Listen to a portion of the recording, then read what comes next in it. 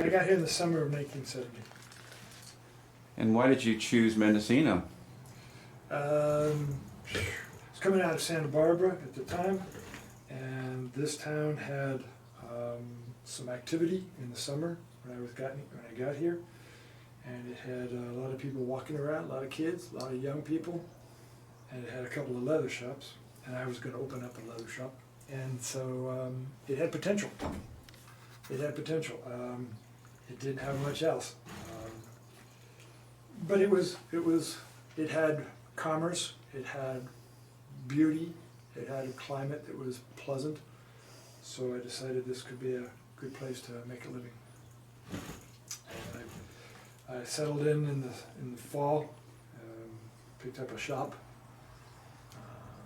and picked up a house in about mid-October. The house was up in Casper, next to the Casper compound, which was a commune. And ours was a farmhouse, a nice little farmhouse.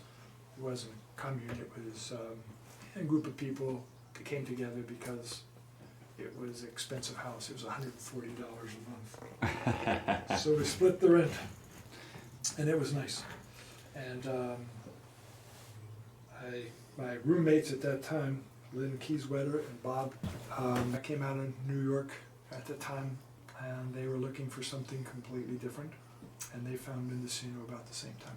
I think they had a connection. Somebody said you ought to go up there or something like that. But it was nice. They came. They played music.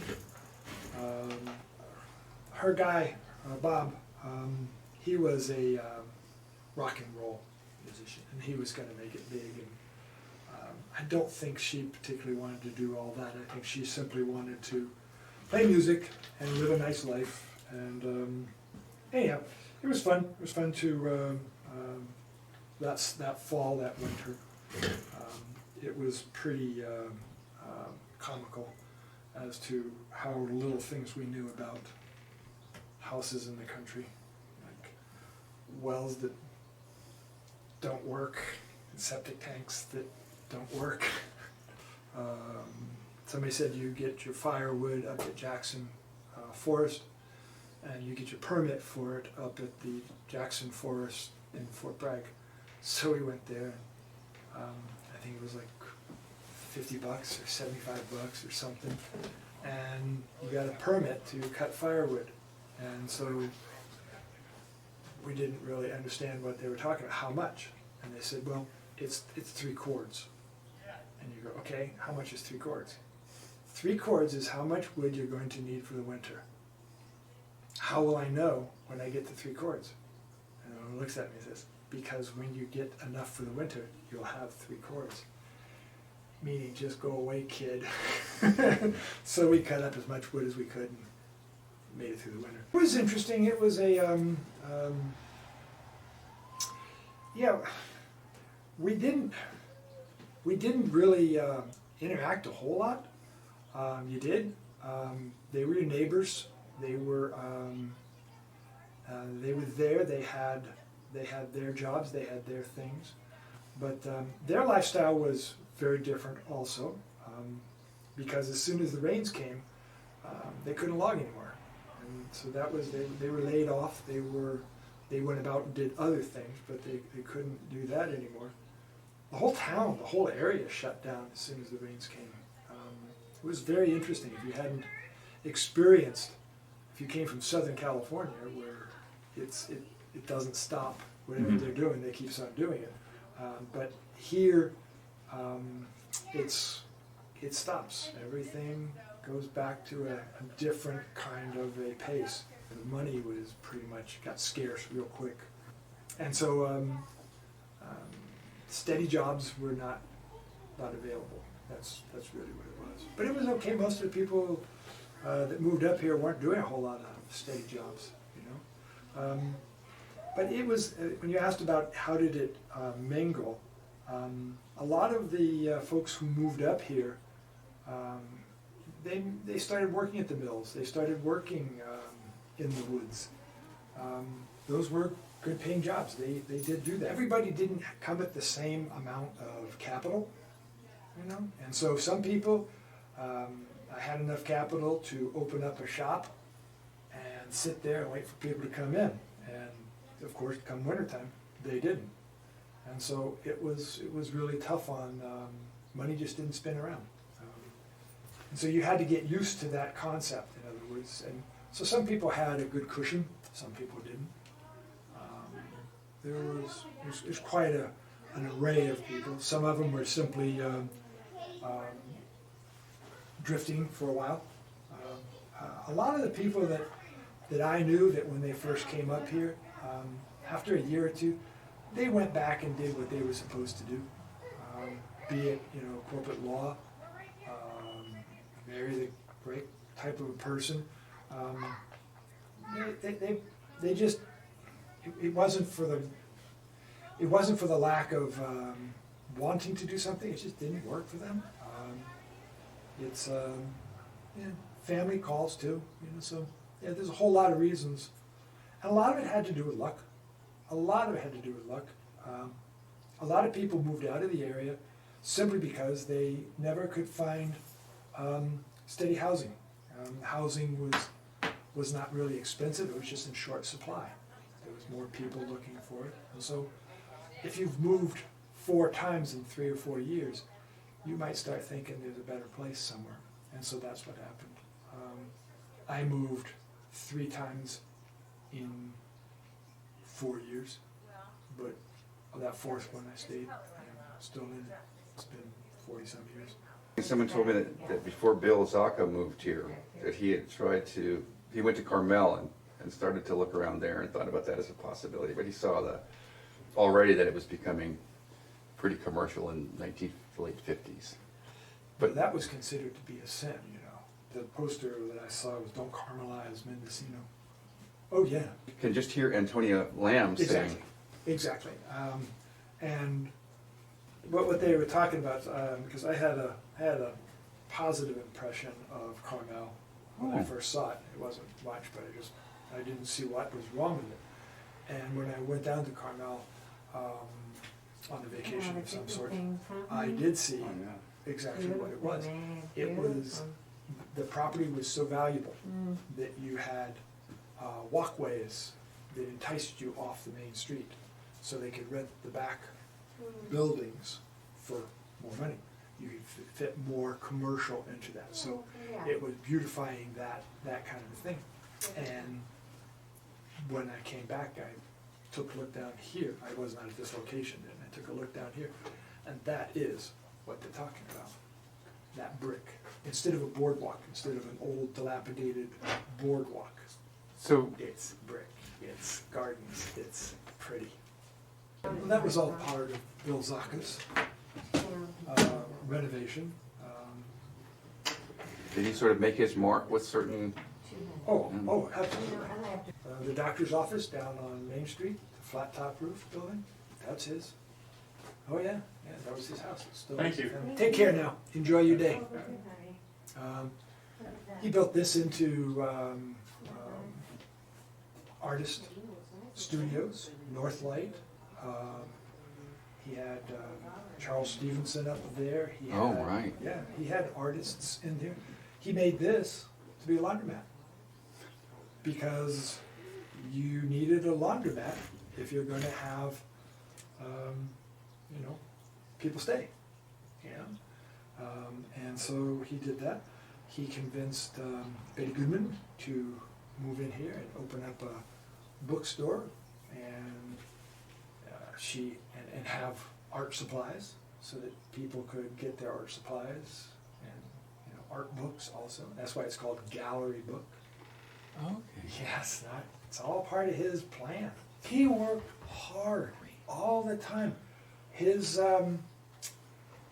thing was, well, he did, and he actually got other people to work with him, for him.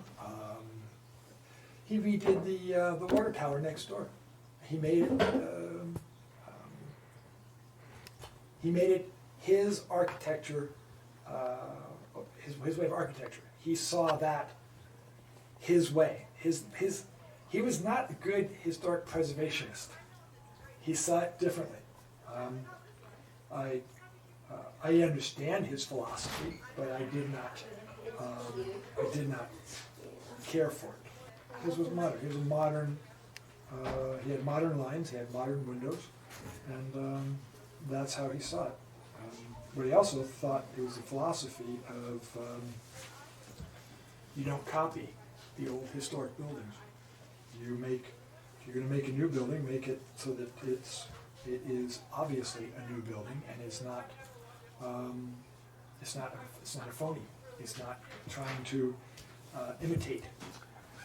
He didn't keep many properties for very long because he was constantly trying to move on and get the art center better.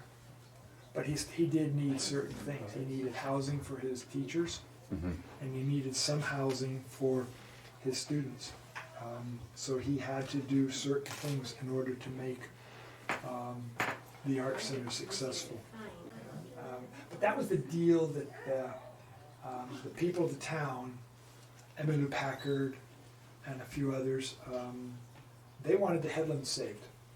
And in order for the state to take the headlands over, they said, you know, we don't want the town to become some sort of a honky-tonk. And so they were sold as a historic buildings on a, town, saved by an artist. Oh, that was Life magazine or something like this. And so they bought into that whole concept. But they said, you know, like, if you're going to do that, you have to have an architectural review board, and you have to stay within certain things. There was a proposal along with that at that same time that this street, and Lansing Street be bought by the state and have it locked in place. They say what businesses will go in there. They say what activities will happen here, and you don't touch anything. But it did not go with the people here. They just didn't like that at all. Bobby Beacon wanted to make a deposit at the bank, which was on Main Street. He hired a helicopter to fly from Elk and he landed out in the field. Is that what being a Crocker is, or what? That's Bobby Beacon. That's Bobby Beacon. Well, Bobby, at one time was fire chief down there, right? Yes, we have that in common. We have that in common. So how long have you been fire chief, Ed? I was the fire chief for 7 years. I've retired 3 years ago. Was that a satisfying position? It was very good. It was very good. It was, yeah, I liked it a lot. It was hard. It's kind of interesting. It wasn't so much that there was big things. There was just a whole lot of little things. Fire chief doesn't change too much. There's a thing that if you're the first officer there, you're the first firefighter there, you're in charge until somebody else comes to take it over. And so many times, because I lived in town, I was the first one there. And sometimes because of who's out of, many times the other people, when they would get there, they would not change that position. It's sometimes if the person's already working and got it established, you don't want to change hats. It messes people up. So yeah, there was a lot of them, but mainly that's not what I really missed. What I really missed and had an interesting look on things was personnel. Oh yeah. It is so different. And this would be if you were just a captain, an assistant chief, or anything. And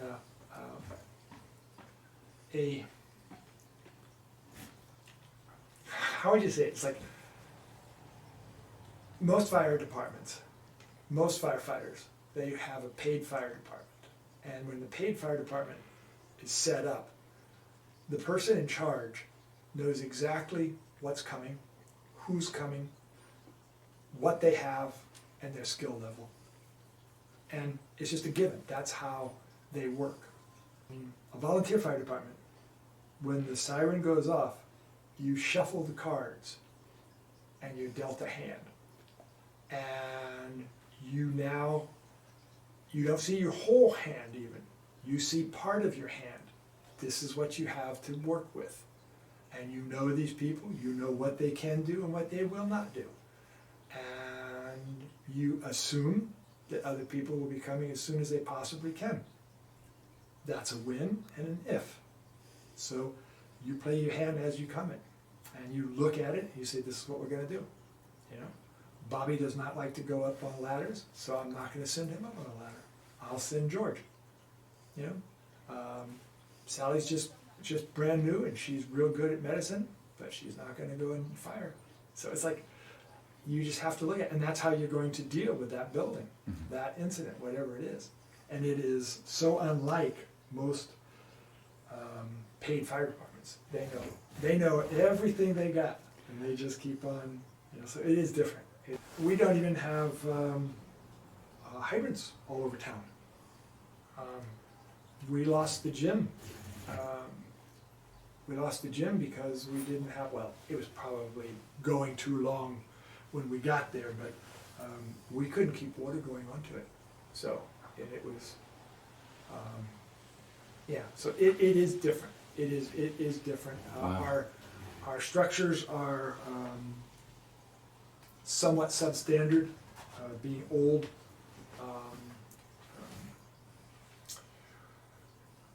Went over upstairs of the bookstore when they had its fire 10, 12 years ago, up in the apartment. When we got here, it wasn't flaming, it was internal to the building. It had been an accident with gas, but it was burning in one particular room. The fellow who accidentally started it told us where, and so we knew where it was. But it was, the smoke was coming down the walls, inside the building, down the walls, and coming out at the ground level. That was the kind of construction, it's bone construction, there's no fire breaks on it. And so it was very, very odd. But we got in there with the right people, the right tools, and we put it out before it got too far. Wow. Yeah.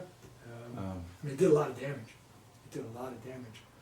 Water damage, smoke damage, and it got in there. But we saved the building. Wow. This is about the Preston fire. Preston house was a doctor's house, very beautiful house up on Little Lake Street. And it was actually used in part of east of Eden. And then there's a Mendoza, Alvin, who lives next door. And there's the majority of the Mendozas lived up Little Lake Road about, there was no highway at that time, so about 2 miles, no, about a mile up Little Lake Road. Anyhow, there was a chimney fire at that mansion in the daytime, and the fire department got here, and local fire department got here, and checked it out, made sure that it was out internally, and they went home. And so late that night, it started to get out of the firebox and into the structure, up into the attic. And so the neighbors called, and the number was okay, you won't believe this. At that particular time, you dealt a particular number, 93754 something something, and that set off the siren. And the siren would keep on going until the first firefighter got there, which wasn't that big a deal because the Limases lived next door at that time. And so they answered the phone at the firehouse right downtown on Lansing Street, and the person says, it's the house next door to the Mendozas on Little Lake. So they said, got it. And they jumped in their trucks and they went up Little Lake to where the most of the Mendozas live. And so when they got there, there was no fire, and they looked back over their shoulder and there was a big glow towards the west. And that was where the mansion was. And sure enough, Alvin was there, and he was waiting for the trucks, but they went to the wrong place. And since communications, the trucks had radios, but the firefighters didn't have radios. Now, every firefighter in Mendocino Fire Department has a radio, which is very, very unusual, but that's how they'd have it now. It's just that much different. So that mansion was toasted and torn down, and it was going to be it was on the market, and it was going to be a trailer park. A trailer park. And this is where Bill Zacha comes in and says, that's not a good thing. And so he bought it, made a contract on a paper tablecloth, napkin, and then had to go and find some money because he didn't have any. He put some money down, but I mean, he had to get financing. The people who came at and about the time of Bill Zacha, you name everybody, they all had group names, and they didn't all fit that group name. But his groups would have been bohemians, artists and bohemians. They were also something else. They were also ex-Navy, ex-Army, because they were coming out of the war. They were also middle class, but they were artists. And they lived in houses, they raised children, they went to school, but they were artists. So that made them different than the general population here. You also have to understand another thing about the general population here in this town. It was elderly.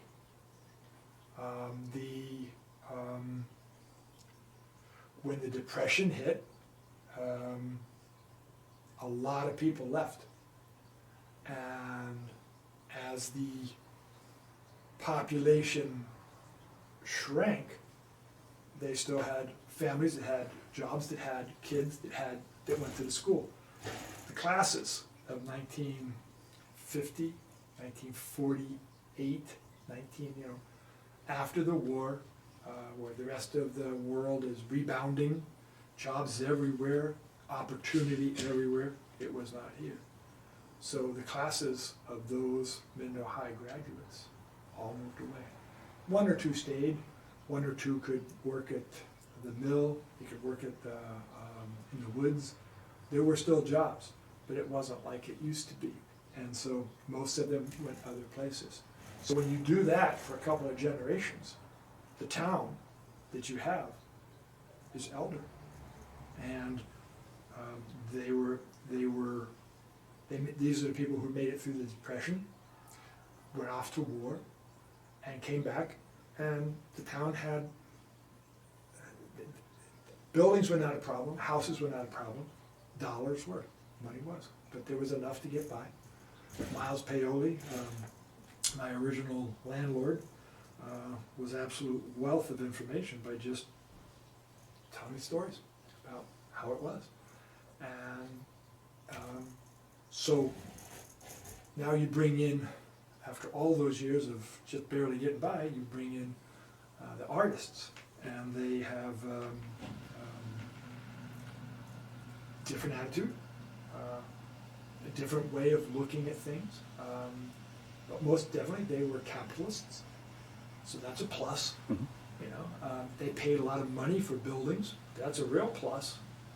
And the people who had seen nothing as far as growth were concerned were not against the fact that they were coming in here and painting up their buildings and stuff. They felt that was good for everybody. That changed later on, but that's more people who came here and wanted it to stay exactly how it was the day they first got here. And they basically don't believe that their existence and their energy and everything else about them changed anything. It was just, that was how it was. And I'm not going to defend myself because I probably have just as much of that going on. But I think it's it's pretty universal. It's a when you come to a place and you like it, why would you particularly want to change everything about it? You basically want it to stay like it is, except for the fact that, you know, what you want to do. You know, I want to paint my house, you know, that kind of thing. But yeah, that's what I get a kick out of, is that, you know, like, you have your bohemians, your hippies, your, what would be the next one? Yuppies? Young, urban. Gen Xers? Well, Hippies? that comes much later. Much later, I guess. Yuppies, you have, and then techies. You know, techies come through, crazy money, spending crazy money. You know, I don't even know what the hell you call this last one came through, but bidding up houses, you know, paying $200,000 more than what the people were asking. Okay. And you're still not living in it? Okay. Bill Zacha taught at the high school. Yeah, right. And they said, you know, if you're going to do that, I think he had to be the football coach or something like that. You know, it was like, they really were middle class, and they thought like that, and they made their own entertainment. Wow. They made their own entertainment, which is the same thing that Back to the Landers did. That's where you come in with Nick Wilson's book. He was one of the things he was doing was recording for history the entertainment that they put on. There were sporting events. They made sporting events. They made dances. They made boogies. They made their own entertainment. Different communities did different. Fort Bragg did not. Fort Bragg did not particularly care for that thing. They had their own police force, and it didn't happen. Mendocino, pretty much, but not greatly. Not greatly. There were one of the sadder things is Homer Drinkwater. He had a grocery store on Main Street, where the Flows is now, and he was just a salt of the earth guy, and he ran a very nice place. He was also a very good gardener, and his daughter and his wife had to get him out of the store because he would be so upset by how many people would come in off the street and steal from him. He just couldn't believe, you know, like, what did I do? What did I do to deserve being stolen from? I work, I put these products out on the floor, and they come in and they steal cheese. They steal whatever it is. And he was up against people that were coming straight out of San Francisco, hard-edged, maybe drug problems, maybe just free spirits that thought if you're stoned, it's okay. It was really, really a mix of cultures. And like I said, there was not just one. They might have looked all alike to you, but there was the majority of them that I knew and I got along with.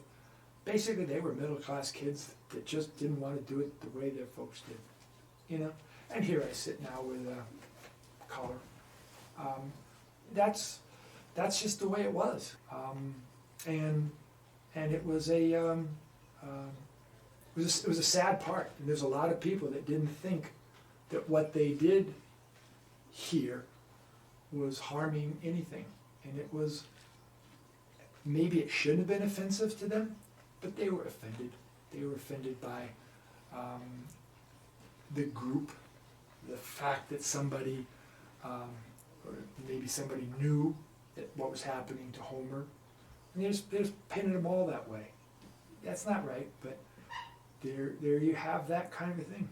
I was in business for about 2 years, and there was a meeting of shopkeepers down at the last little gallery on Main Street. I can't remember the lady's name, but she'd been having a problem trying to run her gallery, And there was just hangers out on the street, just lounging around in the sunshine. I wouldn't want to say they would do anything particularly wrong. They could have been rude, they could have been crude, but they were bothering her business as far as she was concerned. So she wanted to have a meeting to find out what we can do. And so I went, God, I got to go see this meeting. That'll be cool. And so I went on down and I sat down. It was just in her gallery.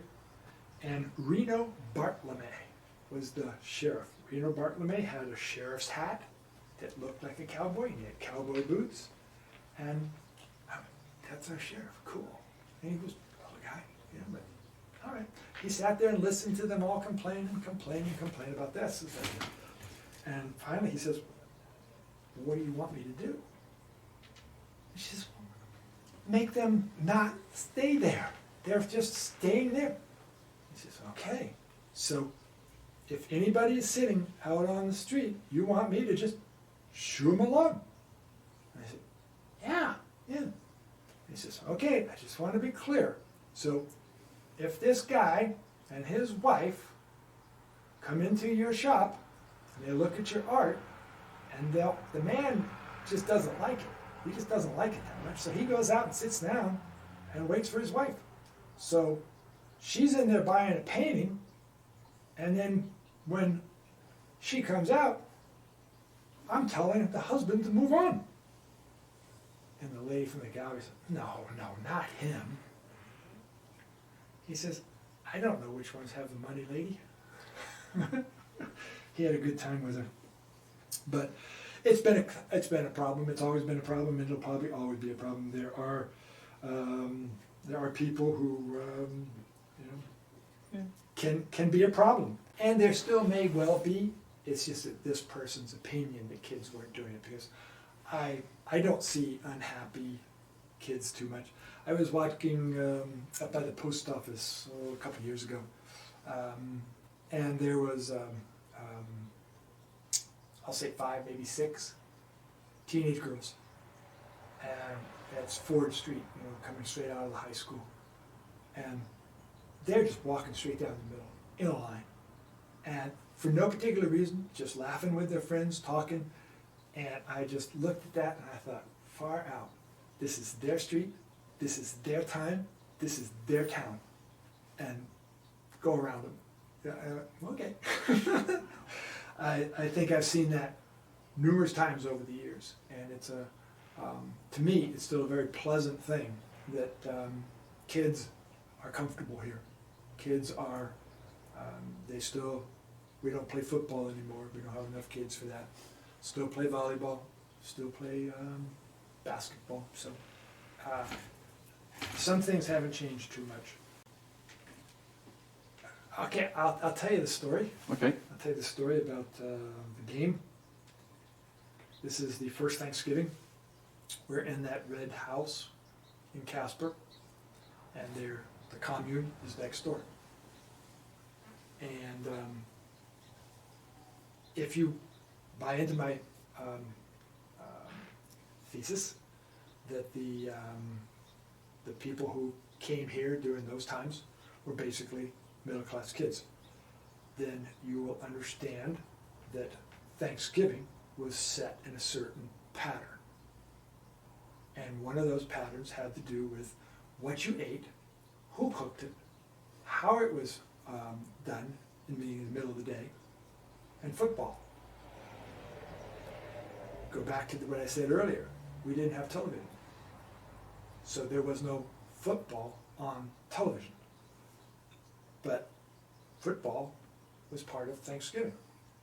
We had our meal we had about 6, 7 people, 8 people, friends at our house. There was only 4 of us in the house. And we cooked our turkey, we made bad pie, we did all our things. And then we drifted off to the west. There was a big field, and we were going to play Frisbee. One of the things you can do with a Frisbee, besides golf, is you can play Frisbee football. And about the same time, the people from the commune came out. And we started tossing And when everybody realized, oh, you can toss. And some could toss better than others, and some had very few skills. And so those are the boundaries. You guys here, we'll play touch football with it, and we just had a ball, had an absolute ball. There was this one lady, I cannot remember her name, but she was a friend of a friend, and she was, how would you say, dressed in the mode of the time, the style of the time, which had to do with a long dress.